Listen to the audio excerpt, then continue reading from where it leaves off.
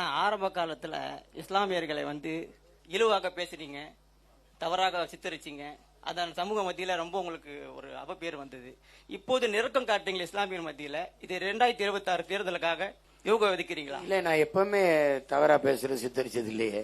இது புது குற்றச்சாட்டா இருக்கு. இல்ல, சாத்தானின் பிள்ளைன்னு நம்மளுக்கு சொன்னீங்க இல்லையா? அதுக்கு நான் சாத்தானின் பிள்ளைன்னு ஆரம்பத்துல இல்ல, சாத்தானின் பிள்ளைகள்னு சொல்லல.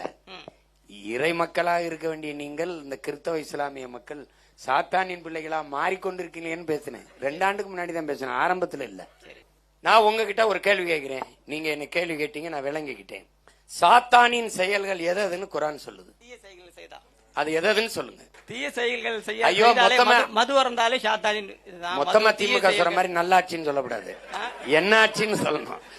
எதுன்னு சொல்லுங்க. மது அருந்து தான் சாத்தானின் செயல் தான். அதுவும் மது அருந்துறது, விக்கிறது, லஞ்சம் பெறது, ஆறாம் தான், ஊழல் செய்யறது சாத்தானின் செயல் தான். அப்படி சொல்லிக்கிட்டே வாங்க. கற்பழிக்கிறது நிறைய இருக்கு. மலையை வெட்டி இயற்கையின் அருங்கொடை மலையை கொட்டி வளத்தை கொள்ளையடிக்கிறது, மண்ணள்ளி விற்கிறது, கொலை செய்யறது, கற்பழிக்கிறது, இதெல்லாம் என்ன யாருடைய செயல்னு சொல்லுங்க. சாத்தானின் செயல். சாத்தானின் செயலை இந்த அரசு செய்தா இல்லையா?